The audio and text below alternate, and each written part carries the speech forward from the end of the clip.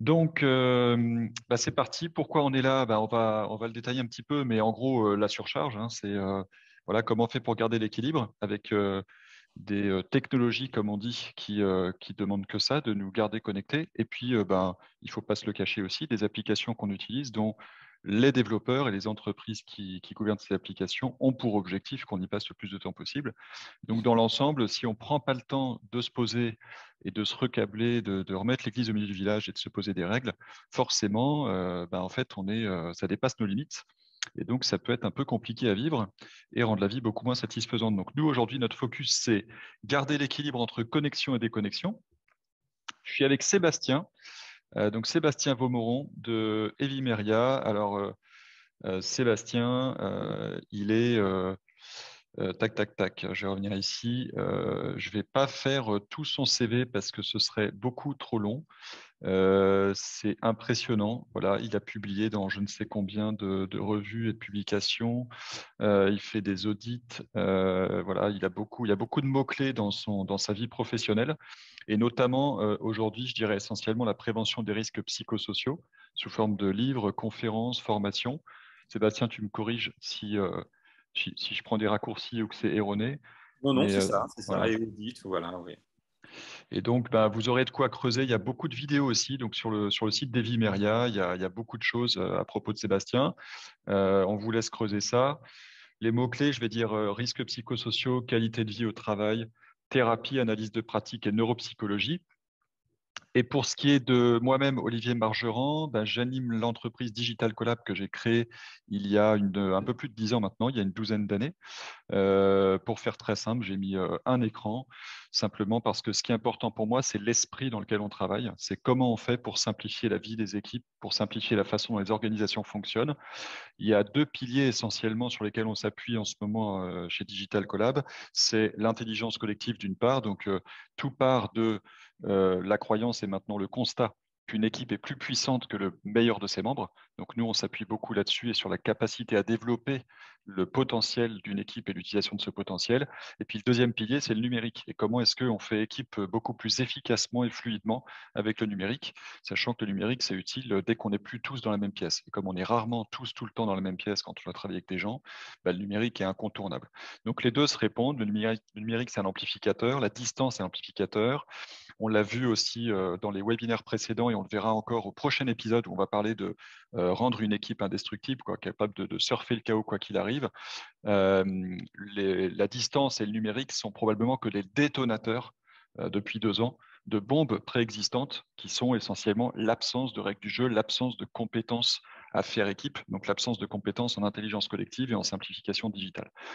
Donc aujourd'hui, moi, je vais faire un focus sur plutôt le plan individuel, mais on va faire le lien avec l'équipe et ce qu'on peut faire en équipe pour réduire la charge et pour être beaucoup plus, pour avoir un quotidien d'équipe beaucoup plus agréable et efficace. Et au prochain épisode, qui sera le dernier de la série, le dernier de la saison, disons, on va vraiment faire un focus sur comment l'équipe peut avoir une vie d'équipe extraordinaire, quelles que soient les circonstances. Donc, y compris si elle est à distance ou en hybride ou si elle est forcée d'être à distance. Depuis 2 ans, ça a été un sujet et ça l'est encore en fait largement. On s'en rend compte au quotidien avec les entreprises avec lesquelles on bosse. L'enjeu pour chacun de vous aujourd'hui, je dirais, c'est de capter une pépite. Voilà, passer ce que je vais vous partager au tamis de votre vie, de votre regard, de votre façon de voir le monde, et puis vous captez une pépite.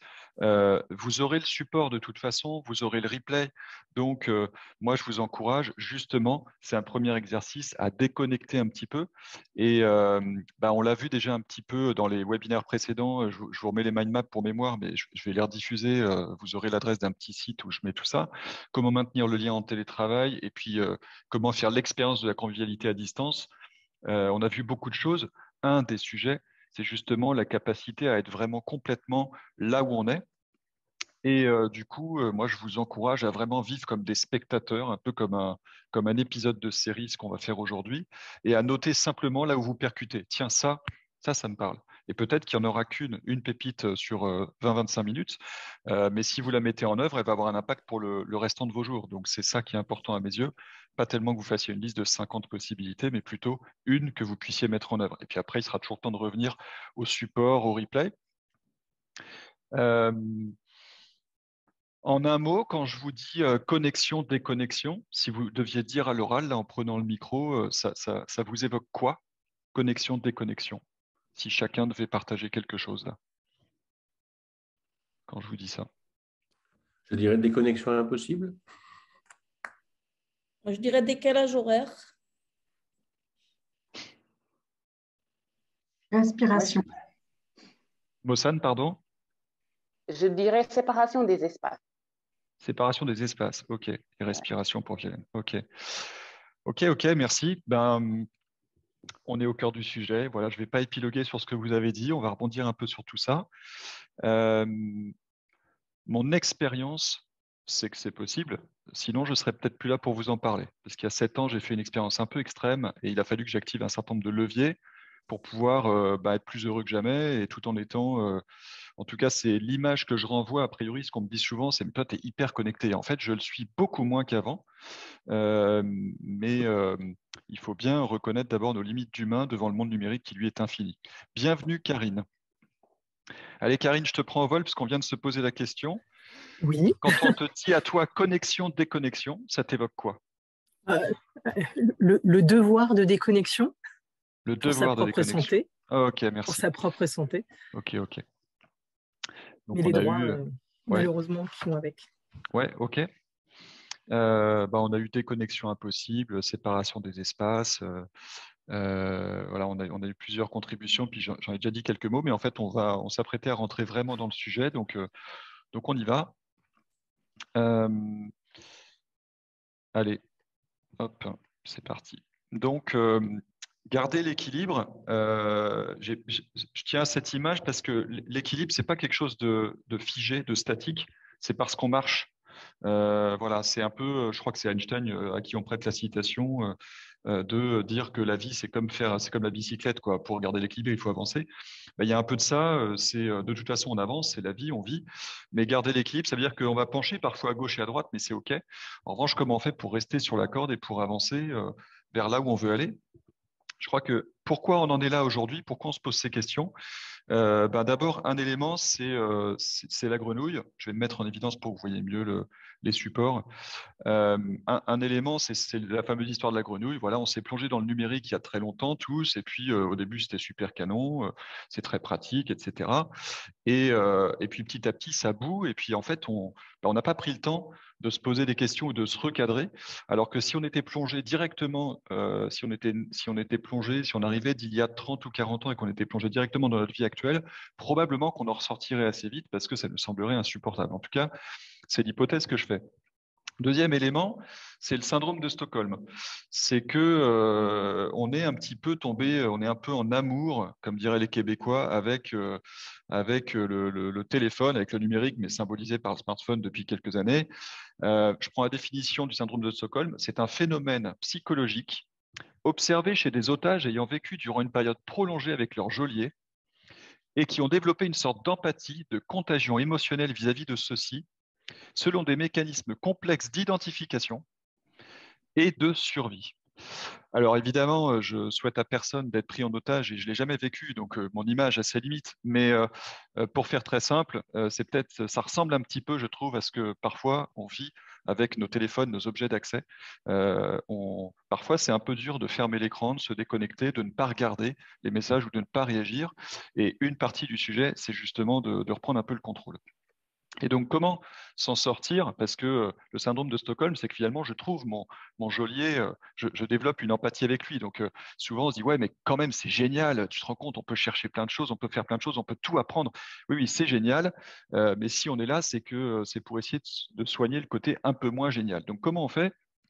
Bon, deux choses très simples. Se rendre compte qu'on est sous emprise, là encore, hein, c'est une image, c'est parce que c'est le vocabulaire du syndrome de Stockholm, donc je le reprends texto. Et si on est là aujourd'hui, c'est parce que justement, on s'est tous un peu rendu compte que ça allait un petit peu loin. Et donc, la deuxième étape, c'est d'agir. Qu'est-ce qu'on fait et comment on s'y prend? Donc, c'est ça essentiellement sur quoi j'ai envie de vous faire réfléchir aujourd'hui. Tout ce que je vais vous partager, c'est des éléments de réflexion. C'est pas la méthode en or, c'est pas la méthode ultime, c'est pas l'idéal ou la vie parfaite, mais c'est tout ce qui, moi, me semble de nature à nous faire progresser. Donc, premier sujet, ça va être ce qui nous tire vers le bas. Deuxième, savoir où on veut aller.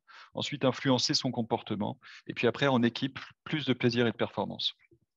Le sujet clé au départ, c'est de savoir un petit peu, d'y voir un peu clair sur pourquoi est-ce qu'on finit par se sentir un peu dépassé par les événements. Pourquoi est-ce qu'on est comme ça un peu noyé, submergé et c'est probablement pas d'abord une question de méthode ou d'outils. Il me semble que d'abord, au fondement, il y a le fait de laisser les messages entrants, en fait, laisser les communications externes nous gouverner. C'est-à-dire que finalement, aujourd'hui, bon, j'ai pas de statistiques, mais je pense qu'une très très grande partie des gens qui travaillent et qui ont accès à un mail professionnel gèrent leur mail comme on gère des tâches. C'est-à-dire qu'ils reçoivent un mail, ils disent bon bah ça je le fais maintenant, bah ça je le fais plus tard, donc je vais le laisser dans ma boîte de réception. Et puis finalement ils mélangent ce qui arrive des autres, donc qui leur est imposé et qui ne respectent pas forcément leurs propres priorités ou leur emploi du temps, avec ce que eux ils doivent faire selon leurs priorités. Et ça rend dingue parce que vous êtes sans arrêt, on est sans arrêt en train d'ouvrir et de fermer les mêmes messages, de réfléchir et c'est la charge mentale qui augmente.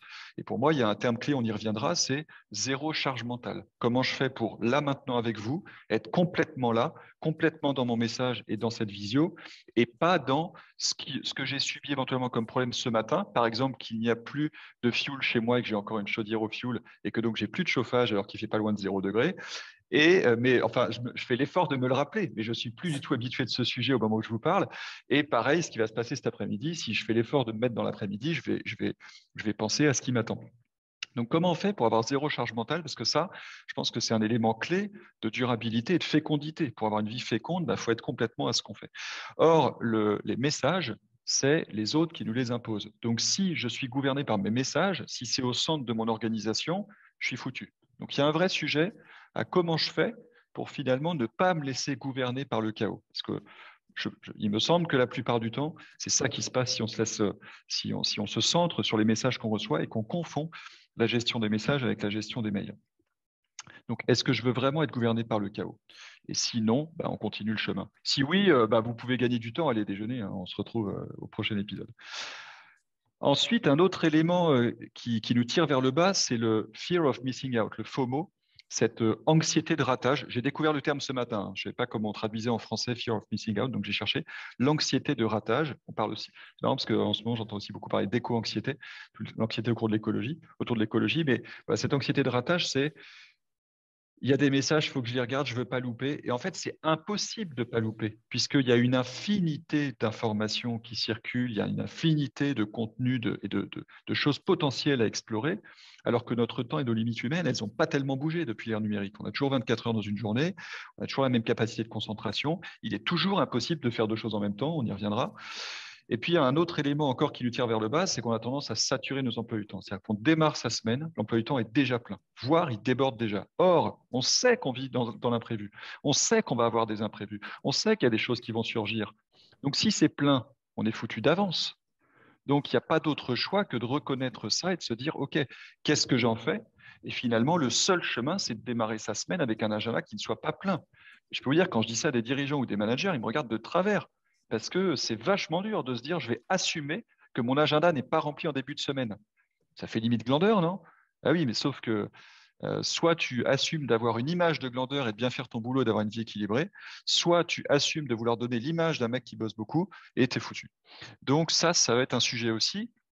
Et puis, il y a encore un dernier point, c'est euh, le caractère consciencieux qui a tendance à nous amener au burn-out. C'est donc quelque chose qu'on trouve dans différentes études. Là, j'en ai mis une en source et puis vous la retrouverez du coup dans le support. Sur le versant de la personnalité, il apparaît que deux traits de personnalité sont impliqués dans la survenue du burn-out, l'instabilité émotionnelle et le caractère consciencieux. Alors après, si on continue la lecture, on va voir que le caractère consciencieux, poussé à l'extrême, c'est le perfectionnisme. En fait, on est assez nombreux à être touchés par ce côté-là, le sens du devoir, le sens de l'engagement. J'ai pris un engagement, je vais le faire, etc. Ou bien j'ai pas dit non, donc j'ai dit oui. Enfin, il y a plein de choses derrière ça.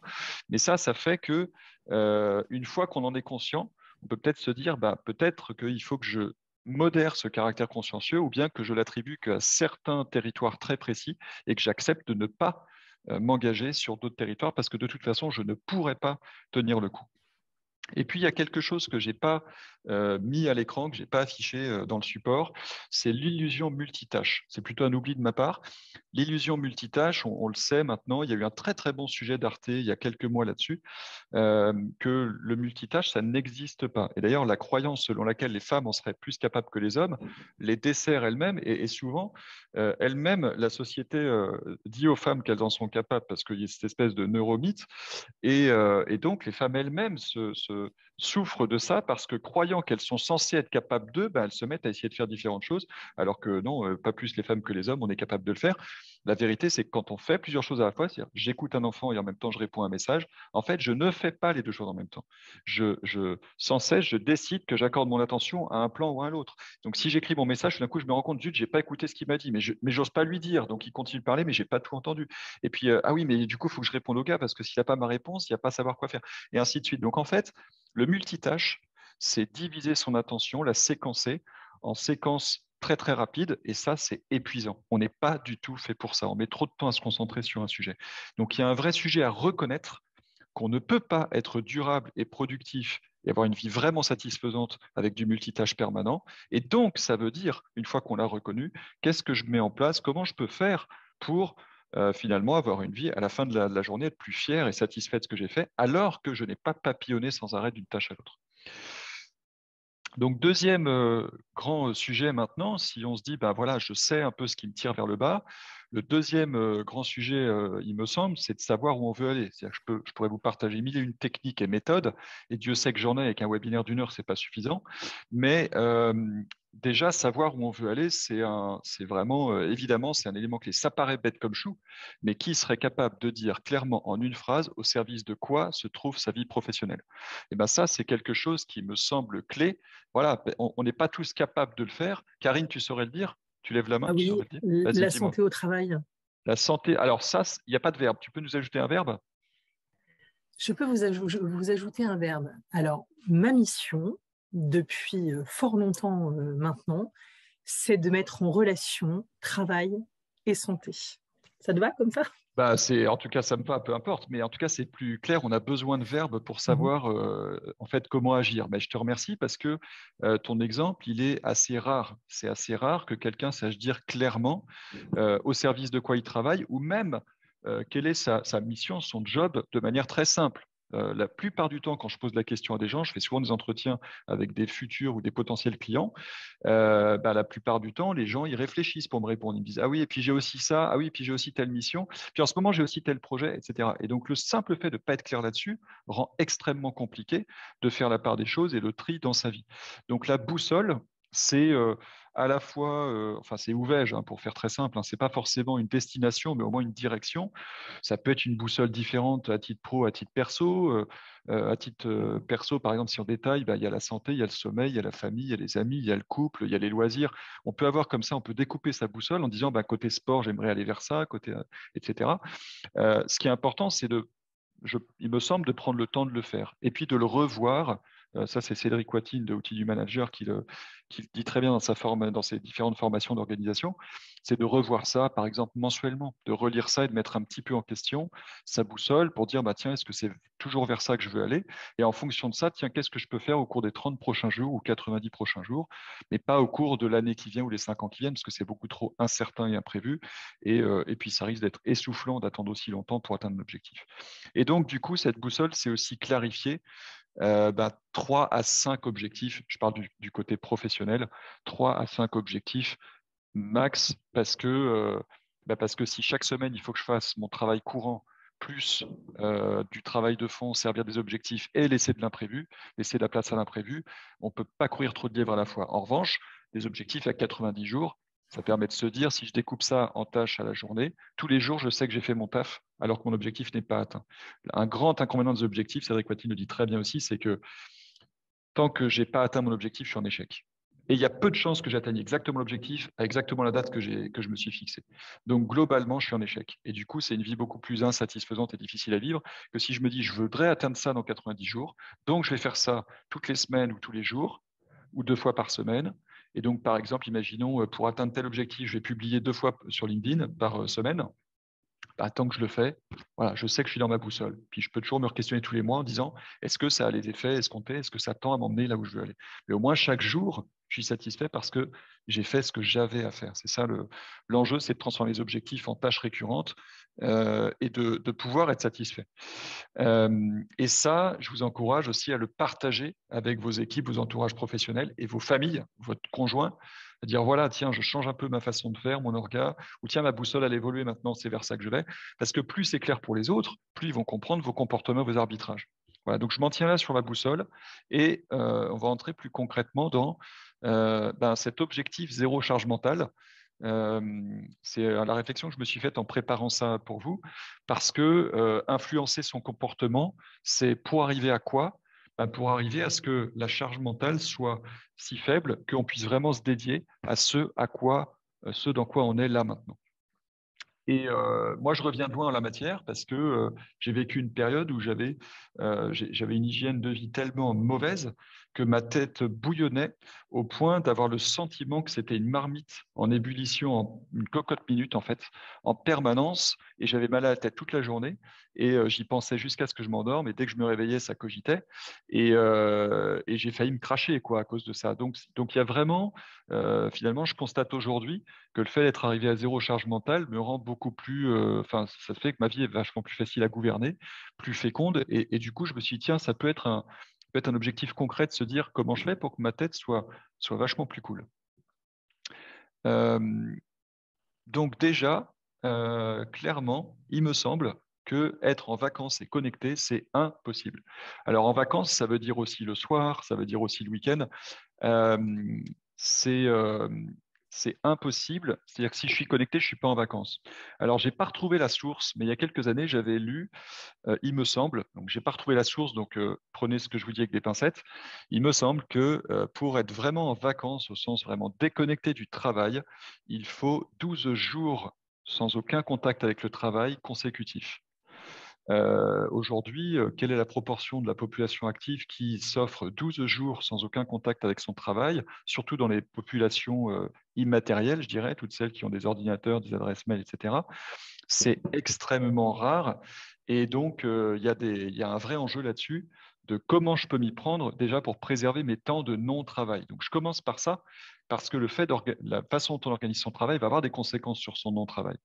Alors, on va peut-être pas aller jusqu'à la dopamine détox où on supprime absolument tous les loisirs. C'est une vidéo récente de Stan Leloup, c'est la plus grosse chaîne de marketing sur YouTube, et il a créé une autre chaîne où il fait des petites vidéos quotidiennes un peu moins travaillées, même si celle-là était une exception, où il a fait l'expérience depuis le 1er janvier de supprimer tous ses divertissements. Donc, plus du tout de séries, alors que c'était un fanatique au sens propre de séries, plus de films.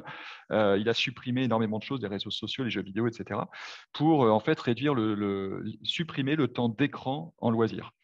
Et pour constater que finalement, sa vie le satisfaisait beaucoup plus aujourd'hui comme ça. Moi, ça me pose beaucoup de questions parce que pour moi, le numérique, c'est une très, très grande source d'oxygénation, d'exploration, ça me nourrit beaucoup. Mais lui, justement, parle de charge mentale et dit, en fait, d'une certaine manière, peut-être que ça me surchargeait parce que ça me mettait trop de choses dans la tête qui me faisaient cogiter en permanence en tâche de fond.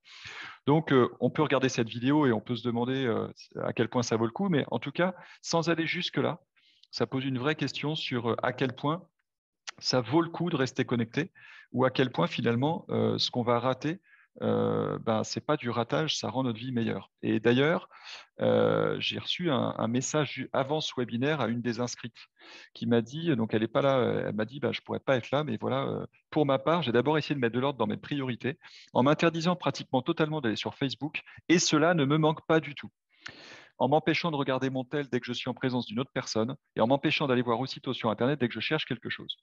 Premier pas. Et puis, son message continue. Je teste depuis quelque temps une autre piste qui me semble encore plus efficace dans la durée. Passer de plus en plus de temps dans la nature. Le matin au lever du jour avant d'aller travailler, la journée en privilégiant la marche ou le vélo plutôt que la voiture, le week-end en passant un maximum de temps dehors, je trouve un bienfait tel que l'écran ne m'attire plus. Et cela ne me manque plus et cela ne nuit absolument pas à mon travail. Des choix assez faciles et efficaces, même si à certains moments, lorsque la charge de travail reprend le dessus, j'avoue que je me laisse encore submerger et je me rends compte que c'est le numérique qui a le dernier mot, avec 3 points d'exclamation. L'équilibre reste fragile. Alors, bah oui, c'est un équilibre, hein. Donc, de toute façon, ça s'entretient, ça se questionne, ça s'ajuste. Moi, mes règles du jeu, elles changent régulièrement aussi. Et, euh, et je pense que c'est assez impossible, hein, de viser un cadre complètement figé.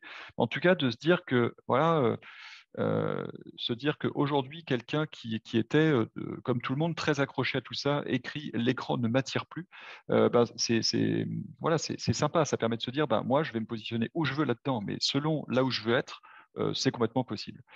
Et du coup, en fait, ce qu'elle a évoqué dans son mail, c'est ce qu'on appelle la JOMO. Donc tout à l'heure, on a parlé de la FOMO, et la JOMO, c'est la joy of missing out. C'est-à-dire, je suis heureux d'être moins connecté. Je suis heureux de voir moins de choses passer, de voir moins de news. Par exemple, moi, à titre perso, ça fait plusieurs années que j'ai arrêté de suivre les news. Donc souvent, j'apprends des choses. Je suis, par exemple, en intervention, en conférence quelque part.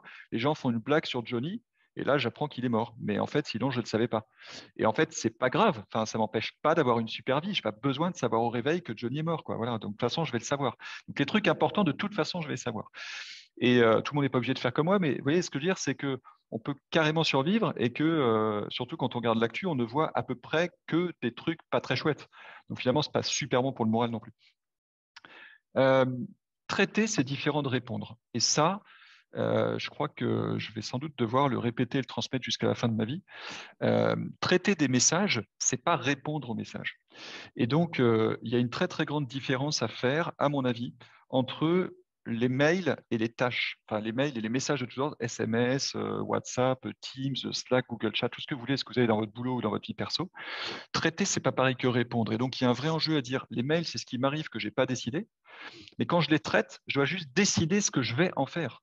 Si l'action est très courte, je clique pour m'inscrire à un truc, ben je clique pour m'inscrire, mais pas pour remplir des champs, hein, c'est juste je confirme un truc, sinon je le ferai plus tard, et je transforme mes messages en tâches. Alors après, c'est-à-dire que sur le plan numérique, il y a des petites astuces, je ne vais pas aller là-dedans aujourd'hui parce qu'on a tous des outils différents, donc ce serait potentiellement hors sujet pour vous, mais effectivement, moi je me suis organisé pour que d'un mail, je passe à une tâche, qu'un mail se transforme en tâche de manière extrêmement rapide, et donc je traite mes mails en quelques minutes pour simplement décider qu'est-ce que j'en fais. Est-ce que je ne fais rien?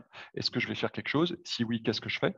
Mais je décide même pas si je vais le faire aujourd'hui, demain ou après-demain. Je décide juste ce que j'en fais. Et ensuite, quand je traite mes tâches chaque début de journée, éventuellement plusieurs fois par jour, mais moi, j'ai pris l'habitude plutôt le matin. Le matin, je décide dans les tâches qui sont dans mon buffer, qu'est-ce que je vais mettre à plus tard, qu'est-ce que je vais mettre à un jour peut-être, et puis que je vais trier une fois par mois et que donc peut-être je ne ferai jamais du tout. Et puis, quelles sont les 5 tâches que je m'oblige à faire aujourd'hui? Mais 5 tâches, pas plus. Et c'est déjà pas mal.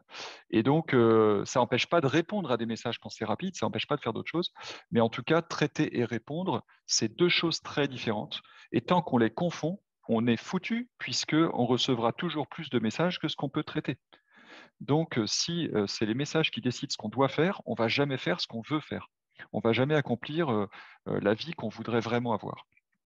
Donc ça, c'est quelque chose qu'on devrait peut-être s'imprimer ou peindre sur nos murs, je ne sais pas. Il y a quelqu'un, Cédric Watine, je l'ai cité tout à l'heure, lui il met en signature de ses mails, je relève mes mails au moins une fois par jour. Pour les urgences extrêmes, appelez-moi. Bon, en gros, on l'appelle pas souvent, hein. Alors, tout le monde ne peut pas faire ça, ça dépend du métier, mais la plupart des gens pourraient le faire. Et la réalité, c'est que moi, je ne le mets pas en signature, mais c'est à peu près ce que je fais. Quand il dit au moins une fois par jour, c'est sous-entendu, je ne suis pas le nez sur mes mails. Je ne les fais pas tous les 5 minutes, quoi, parce que ce n'est pas possible. Donc, il a le matin, par exemple, avant midi, il ne traite pas ses messages. Son principe, c'est qu'avant midi, il fait le taf qui est le plus important pour lui. Comme ça, à midi, sa journée, elle est finie en quelque sorte. Et après, il peut se consacrer à d'autres choses, à ses rendez-vous, à ses messages, et ainsi de suite. Et ça, en fait, ça veut dire aussi que le traitement des messages devient très, très différent. On prend des quarts d'heure, 1, 2, 3 fois dans la journée, pour décider ce qu'on va faire de ces messages. Et en plus, les autres, petit à petit, vont prendre d'autres habitudes avec vous parce qu'ils vont voir que vous agissez différemment par rapport à cette communication-là. Donc voilà, pareil, je n'approfondis pas. Peut-être que vous allez me challenger avec des questions ou vous-même vos propres réflexes, mais pour l'instant, je fais un peu à l'après-vert pour vous rendre la main. Le taux de saturation, ça a été un de mes grands progrès récents. Ça fait que quelques mois que je me penche sur cette question-là. C'est de se dire, en fait, j'ai donc ma liste de tâches et je m'oblige à suivre ma liste de tâches. Donc, il va falloir que je bloque du temps pour faire mes tâches dans mon agenda. Donc, toutes mes semaines dans mon agenda, à vie. Si vous regardez ma 3e semaine d'avril 2025, il y a déjà les tâches dedans parce que j'ai planifié des événements récurrents, puis je les modifie au fil de l'eau, et ils changent pour tout ce qui suit. Et donc, l'idée, c'est de partir de sa boussole et de ses objectifs en disant quel est le temps que je peux consacrer ou que je dois consacrer à ces tâches. Et puis, je mets des créneaux dans la semaine. Ça laisse le temps qu'il faut pour l'imprévu et ou des rendez-vous ou d'autres choses. Mais l'enjeu, c'est que quand on démarre son lundi matin, la semaine ne soit pas remplie à plus de 70%. 70%, c'est déjà énorme en fait, hein, c'est le maximum. Moi, j'essaye d'être plutôt à 60. Honnêtement, c'est difficile. Il suffit que j'ai un déplacement dans la semaine et je vais essayer de mettre mes plages de tâches sur mes trajets en train, etc. Puis la journée d'intervention, elle me prend 20% de la semaine. Donc, c'est pas facile. Mais en revanche, quand vous tendez vers ça, ça rend chaque début de semaine vachement plus cool. Et en fait, chaque vendredi soir, vous êtes beaucoup plus satisfait parce que la semaine n'a pas été une suite d'accumulation d'imprévus et de choses qui prennent du retard, mais on a globalement pu tenir ce qu'on s'était dit qu'on allait faire et donc on a globalement servi ses objectifs et la vie qu'on veut avoir.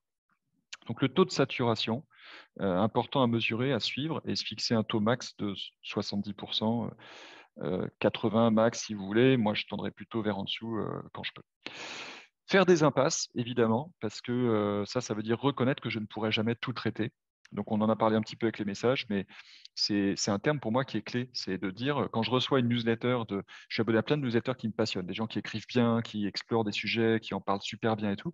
Et donc, je peux passer très vite, si je traite mes mails soi-disant en un quart d'heure, mais que je commence à lire une newsletter, en fait, je suis pas dans les clous parce que cette newsletter, elle ne sert pas forcément mes objectifs à 90 jours. Donc, il y a un vrai enjeu de dire, j'accepte que la vie, c'est comme ça, je ne peux pas tout faire, et donc je fais une impasse sur ce mail qui pourtant me passionnerait, ou bien je me le mets de côté en lecture offline, et puis à un moment donné, je m'assois dans un fauteuil et je vais lire des newsletters. Mais faire des impasses, c'est un gros effort, surtout quand on est consciencieux ou quand on est très curieux, et donc il faut se le dire, et il faut se dire, je l'ai là, j'ai un petit schéma que je me suis dessiné et scotché à côté de mon écran, c'est ça. C'est qu'avant, j'étais dans toutes les petites flèches, là, je dépensais de l'énergie sur plein de sujets différents, puis du coup, j'avançais pas beaucoup. Et je me suis dessiné ça, j'ai plus besoin de le regarder maintenant, mais j'aime bien le montrer pour dire, en fait, la même énergie dans une direction va m'emmener beaucoup plus loin. Et ça paraît complètement stupide pour des gens qui sont habitués à vivre comme ça depuis longtemps. Pour moi, c'était vraiment un déclic de me dire, bon, allez, à partir de maintenant, si je fais des impasses, ça va me permettre d'aller plus loin sur ce que j'ai vraiment envie d'apporter au monde. Et puis, s'organiser le vendredi après-midi, se dire, voilà, quand j'arrête de travailler, ma semaine suivante, elle est claire. Du coup, mon week-end, il est OK parce que je sais que j'ai des soucis, mais j'ai déjà prévu des temps pour les résoudre, pour les traiter. J'ai noté des tâches d'appeler un tel pour régler ça, etc. Donc, de toute façon, quand je vais me remettre au boulot le lundi matin, je saurai où je vais. J'ai toujours ma boussole, j'ai mes actions, j'ai mon emploi du temps. Donc, je peux passer un week-end complètement déconnecté. Et je pense un grand travers qu'on a, c'est de ne plus avoir assez de limites, en fait, parce qu'on a cette connexion dans la poche tout le temps, parce que peut-être il y a une question de rigueur aussi. Donc, je nous encourage à remettre toujours de la rigueur dans notre façon de vivre, parce que le monde dans lequel on vit aujourd'hui, je pense, nous y oblige beaucoup plus qu'auparavant. Je ne sais pas, je n'ai pas vécu auparavant. C'est une hypothèse. Contrôler les notifications, encore un sujet qui...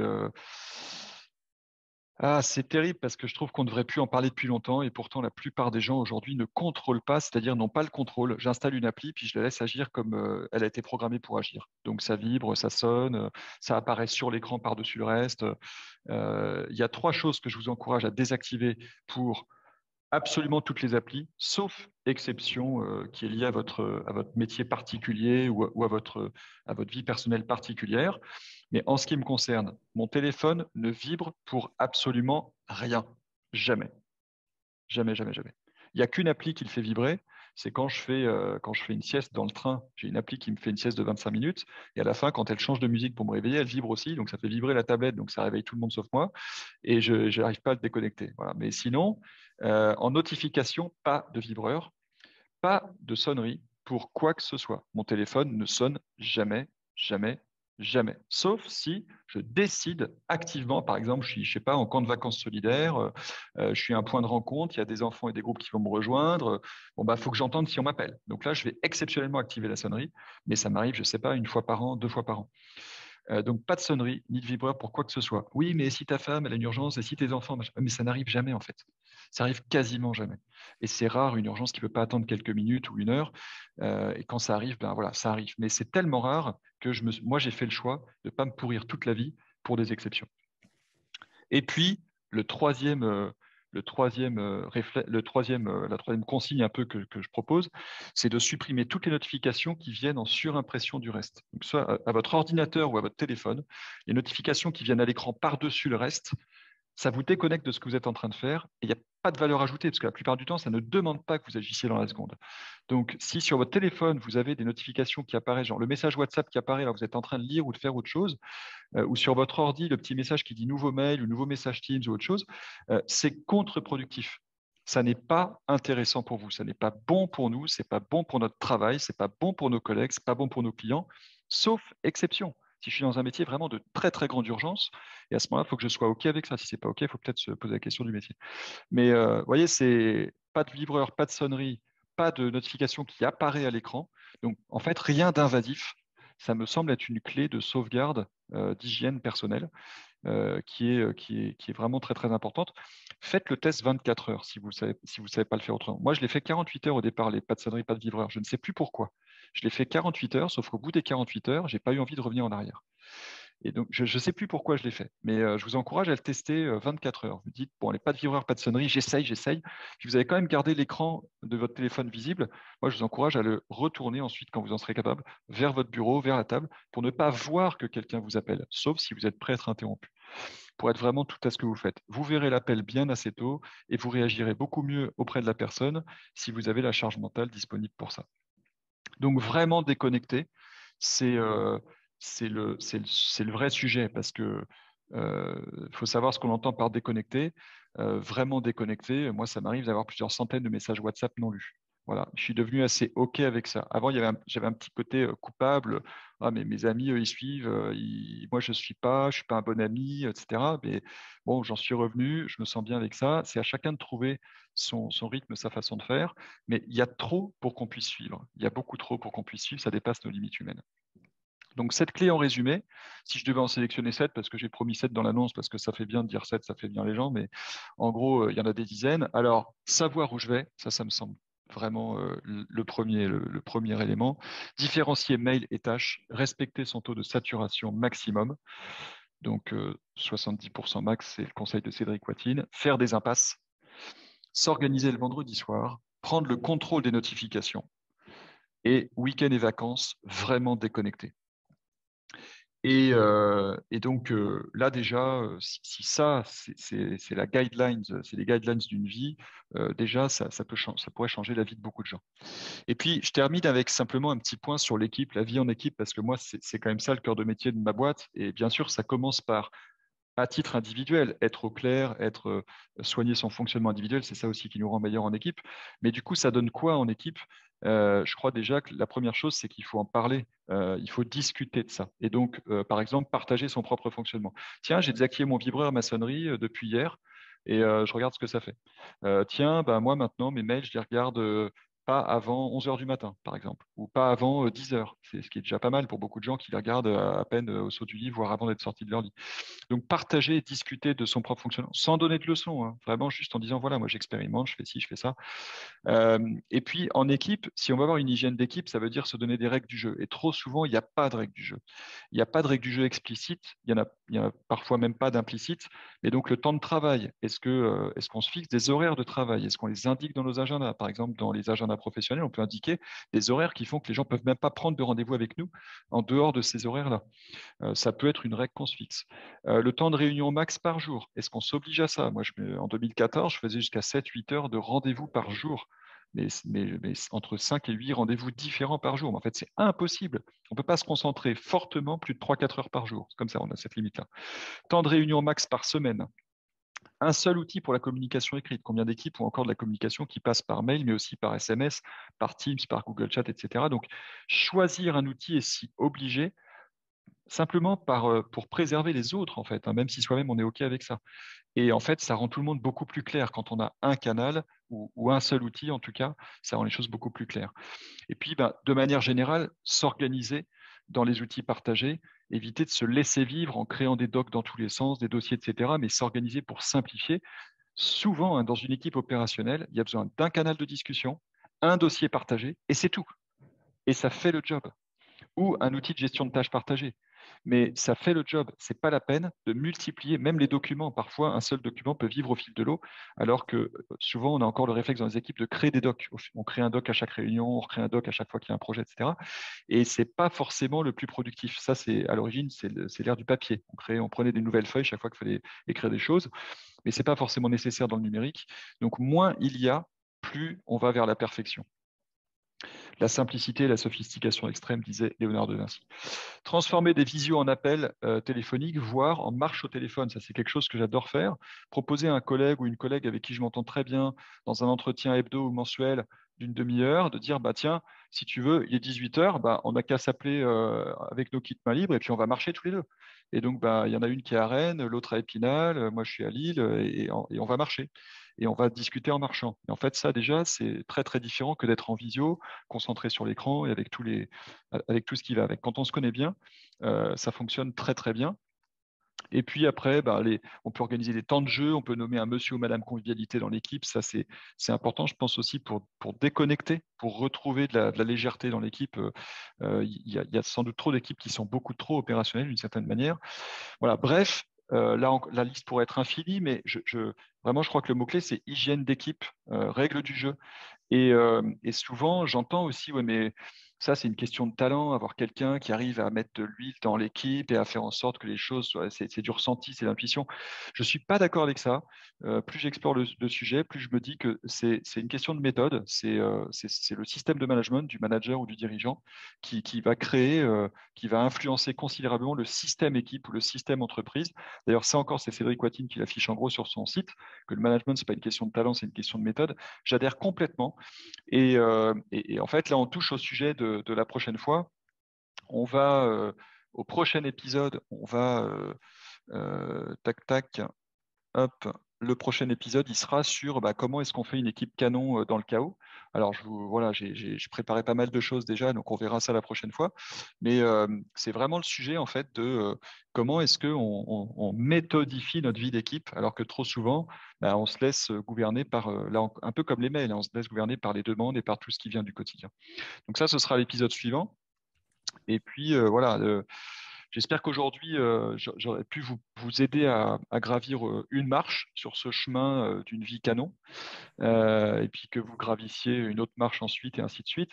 Je crois que voilà, c'est vraiment ce que l'expérience nous montre à tous, hein, c'est qu'on peut avoir des ambitions et des enjeux très forts. Presque, je dirais, plus l'ambition est grande, plus les marches doivent être petites.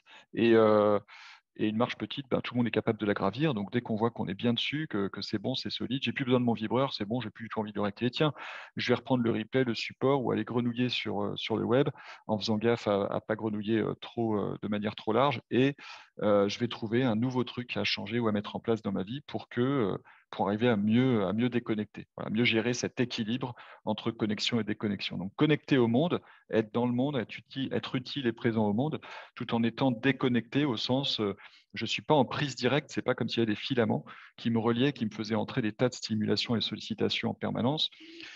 J'ai envie de vous poser, je vous propose de vous poser 2 questions pour vous faire un petit peu réfléchir et partager sur ce qu'on vient de voir là ensemble. La première question, et je vous invite à écrire au moins une réponse de votre côté. La première question, c'est une réflexion que je me fais. Voilà. Une réflexion que je me fais par rapport à ce qu'on a parcouru là depuis tout à l'heure. Et je vous invite à l'écrire.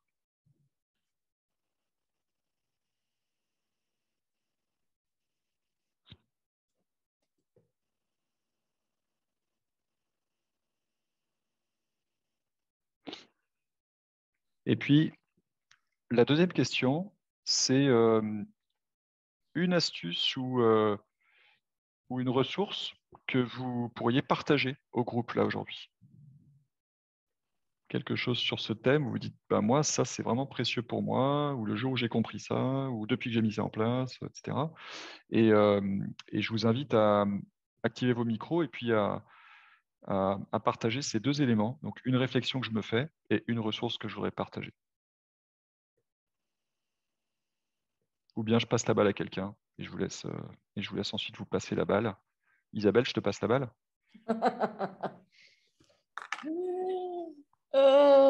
Il y a des choses que j'ai mises en place. Là, je suis dans une charrette monumentale, donc donc c'est un peu le chaos. Donc on verra si j'ai passé l'étape suivante pour voir si l'équipe va aller au niveau du chaos.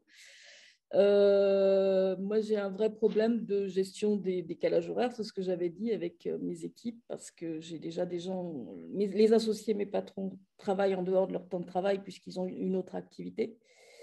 J'ai une personne en Nouvelle-Zélande, du coup, je suis obligée de penser à traiter ces dossiers quand j'arrive pour qu'elle ait les éléments pour pouvoir travailler. Et ça, pour moi, c'est un peu compliqué. Du coup, je ne garde plus ma routine, entre guillemets. Hein.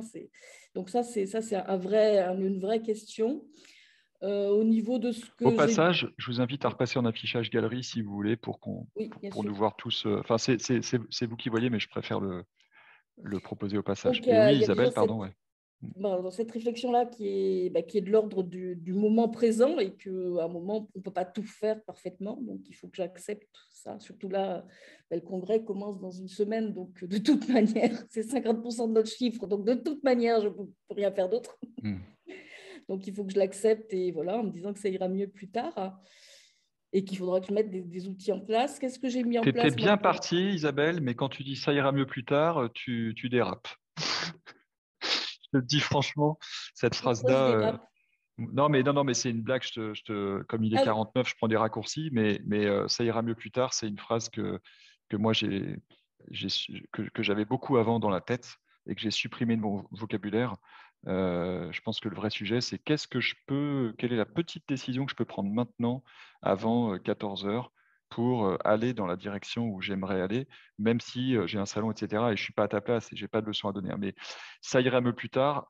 Ben, en fait, ça viendra pas tout seul. Donc, c'est pour te challenger un petit peu, quoi. Voilà. Mais tu n'es pas obligé de répondre maintenant. Hein. C'est plus, je ne vais pas voilà, répondre maintenant parce que je ne je sais réagis pas de là. manière Donc, spontanée. Voilà. je suis Ouais. vraiment dans la charrette Bah absolue. oui, Donc, oui, oui, oui, non, mais j'entends bien, j'entends bien. Et d'ailleurs, franchement, bravo de prendre le temps, de prendre une heure d'être en webinaire, parce qu'on sait tous que quand on est super chargé, c'est exactement le genre de truc qu'on fait sauter en disant, bon, bah, ça, tant pis. j'ai failli, mais je me suis dit que ça me ferait peut-être du bien. Donc, voilà, c'est ma solution. C'est à un moment me garder mes espaces à moi. Donc, c'est peut-être la chose que j'ai mis en place. J'ai mes espaces à moi, j'ai mes espaces perso, j'ai des endroits où je suis déconnectée, où il n'y a plus rien qui sonne et qui vibre. C'est pas 24 heures sur 24 où ça ne vibre pas. Mais à un moment, quand je lâche les appareils, ils peuvent m'appeler toute la nuit, je ne répondrai pas. Le téléphone ne dort jamais avec moi et la tablette que j'utilise pour regarder des films, etc., ou la télé est complètement déconnectée. Elle ne sonne pas, voilà. Et le téléphone est loin de moi, ce qui étonne toujours les gens, mais je ne dors pas avec mon téléphone. Ouais, bah, merci de le partager parce que plus chacun entend, plus on entend ce que les autres font, plus ça nous nourrit, ça nous encourage, et ça rend les choses possibles. À qui tu passes la balle? Je sais pas, j'ai oublié tous les noms. À Karine, c'est celle qui a le plus communiqué, donc j'ai retrouvé son nom. Merci Isabelle. Alors, moi, je partage bon nombre de vos positionnements. Et pour ce qui est d'ouvrir sa boîte mail plusieurs fois par jour, moi, c'est ce que je fais depuis une dizaine d'années après un entretien avec Christophe André. Oui, j'ai eu cette chance. Et effectivement, je n'ouvre ma boîte mail que 3 fois par jour. Et jamais en dehors de ces 3 plages. Une plage le matin à l'arrivée, au cas où il y ait des urgences. En fin de matinée, et en fin d'après-midi pour prévoir les journées qui suivent. Et donc, pas de notification, rien, de façon à être concentré et de ne pas se laisser capter, désarçonner, voire exciter dans un sens ou dans l'autre, mais généralement plutôt dans le mauvais, par ce que je pourrais lire et qui souvent ne vous est même pas directement destiné puisque bon nombre de messages vous sont envoyés, vous n'êtes qu'en copie de ces messages, mais ça ne vous empêche pas de perdre du temps à les lire.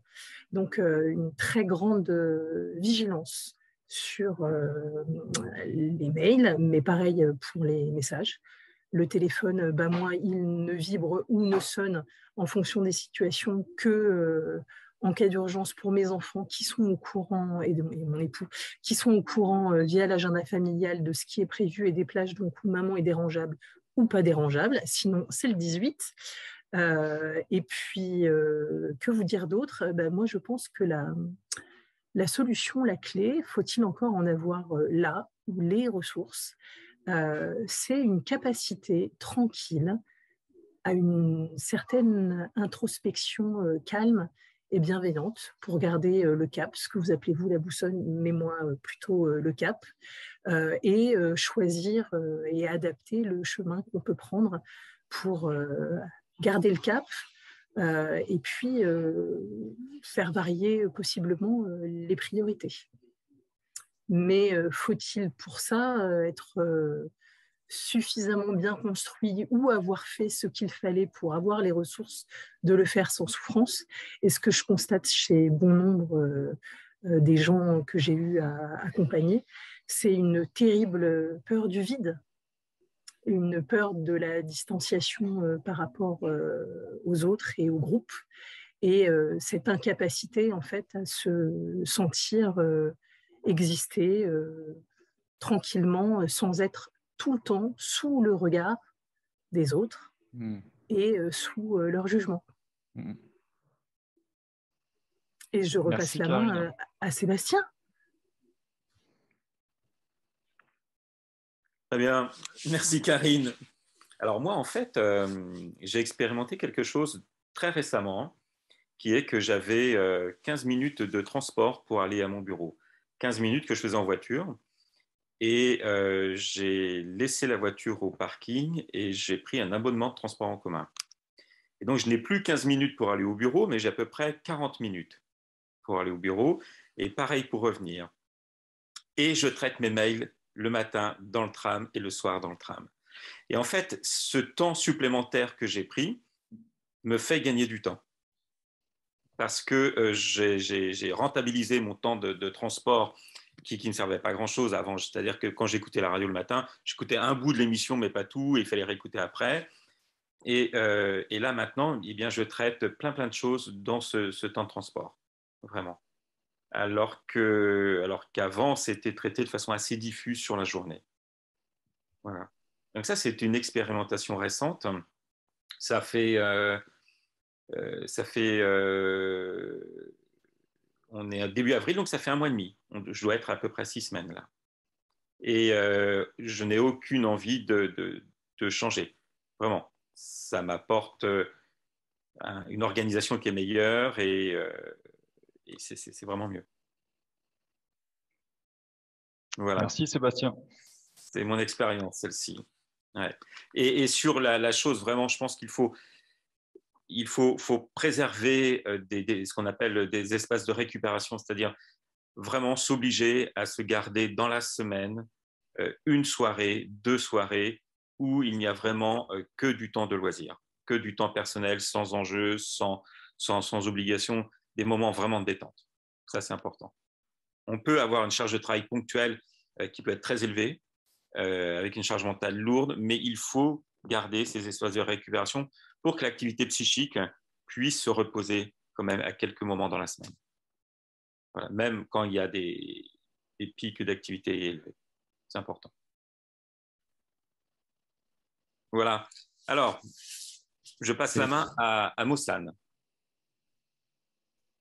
Merci Sébastien. Alors, moi, ce que je fais au quotidien pour essayer de me déconnecter, parce que je suis encore en phase d'apprentissage, en mode apprentissage, c'est essayer de séparer les espaces. C'est-à-dire, comme disait Isabelle, ne pas dormir avec le téléphone. Mon téléphone maintenant n'entre plus dans ma chambre à coucher. Et là, il est vraiment off la nuit. Et les notifications pour plusieurs applications, pas toutes, je dois être honnête. Pour WhatsApp, je laisse encore les notifications, mais pour toutes les autres applis, je mets en off application quand même, en off les notifications. Et autre chose que je fais, je suis là en train de suivre un webinaire, par exemple, je mets mon ordinateur off, je suis le webinaire sur le téléphone et pas de notification de l'ordinateur, pas de mail, pas de Skype, pas de Teams. Et même quand je travaille maintenant sur l'ordinateur, quand je suis sur Skype, je mets off les notifications sur Teams et je ne regarde pas les mails. Bon, après, je n'ai pas encore toute cette organisation de voir les mails le matin et le soir, je n'y arrive pas encore. Je les traite au fur et à mesure qu'ils arrivent, mais disons que je me soigne. Et voilà. Et la réflexion que je me fais, c'est que je vais de plus en plus oser quand même laisser de l'espace sur mon agenda parce que je suis dans une organisation internationale et je couvre une dizaine de pays avec des gens qui demandent des réunions. Je reçois X demandes de réunions par semaine. Du coup, je planifie pour la semaine à venir. Mais de plus en plus, je vais appliquer cette règle des 70%, essayer de ne pas avoir un agenda plein et surtout pas me sentir coupable d'avoir cet agenda vide ou à moitié vide. Voilà. Merci Olivier pour tes astuces très, très utiles et je donne la parole, je remets la balle à Violaine. Merci Mossane. Merci Mossane. Moi, la réflexion que je me fais après ce webinaire, c'est qu'il n'est pas facile de garder la discipline qu'on se donne. Je sais bien me donner des disciplines, mais je ne sais pas toujours la garder. Et puis, l'astuce à partager, ce qui est le plus dynamisant pour moi et que j'essaye, si j'avais une chose à garder, ce serait de chaque matin me demander quelle est la chose qu'il faut que j'ai faite aujourd'hui pour me sentir bien ce soir en me couchant, pour avoir l'esprit libre et serein. Et ça, c'est pour moi la meilleure manière de vraiment ne pas laisser de côté mes gros cailloux et ne pas esquiver les choses importantes. Mais c'est aussi oser se donner l'espace et la légitimité de prioriser et d'être seul juge dans la priorisation qu'on donne à sa journée. Et peu de gens en sont capables. Il y a un concept, je pense qu'il vient des US, que j'avais vu il y a une petite dizaine d'années, c'était « eat the frog », mange la grenouille. C'est-à-dire le truc que tu n'as pas envie de faire, qui est relou, tu le fais en premier dans ta journée, tu ne regardes même pas les messages, quoi que ce soit. Tu dis, allez, je fais ça, parce qu'une fois que je l'aurai fait, c'est bon, ma journée, elle est gagnée, quoi. Parce que sinon, le truc, en fait, c'est le contraire, toute ta journée passe, et tu repousses, puis tu arrives le soir à 18h, bon, bah, allez, je vais m'y mettre, bon, bah, non, il est 18h, tant pis, je me laisse pour demain. Et donc, commencer par le truc un peu pénible, c'est aussi s'autoriser après, comme une récompense, à faire des tâches qui nous plaisent plus, quoi. Donc, voilà, pas toujours très simple, tout ça c'est complexe, c'est systémique et en fait finalement il y a un sujet que j'ai pas abordé aujourd'hui, mais en vrai ce qui m'a permis à moi vraiment de changer de vie finalement, c'est l'inconscient, c'est comment on peut reprogrammer son inconscient pour voir les choses différemment par réflexe, c'est-à-dire que tant qu'on se bat contre son inconscient, on est perdant parce que l'inconscient est 1000 fois plus puissant que le conscient. Donc, je peux décider que je vais m'organiser, je peux prendre des bonnes résolutions, je peux prendre des tas de décisions. Si mon inconscient est persuadé que c'est mieux pour moi le matin de m'accorder du temps au lieu de travailler, c'est mieux pour moi de faire ce qui me plaît avant de faire ce qui me plaît pas, c'est mieux pour moi de pas faire du sport, etc., etc. Bah, en fait, je me bats, je vais dépenser une énergie folle et être insatisfait parce qu'en fait, je vais pas y arriver. L'inconscient est toujours plus fort. C'est ce qu'on appelle craquer ou quand on dit c'est plus fort que moi. En fait, le C apostrophe de c'est plus fort que moi, c'est notre inconscient. Et du coup, moi, je vous encourage, si il y en a besoin, et si ça vous parle, à trouver comment travailler l'inconscient. Il y a plein de méthodes. Je pense que ça peut pas se faire tout seul. Je pense qu'on peut pas le faire tout seul. Voilà, moi, j'ai eu la chance de faire un parcours de 12 jours qui a été vraiment le point de bascule entre avant, j'étais globalement malheureux et maintenant, je suis globalement heureux, quoi. Et puis, en plus, on développe les outils pour ensuite se reprogrammer soi-même. Et bon, je dis se reprogrammer, ça fait un peu bizarre comme mot. Moi, c'est comme ça que je le vis. C'est en fait faire en sorte qu'Olivier Margeron, il fonctionne autrement par défaut et il fonctionne plus comme l'idéal que j'ai de moi, comme l'idéal auquel je veux ressembler, quoi.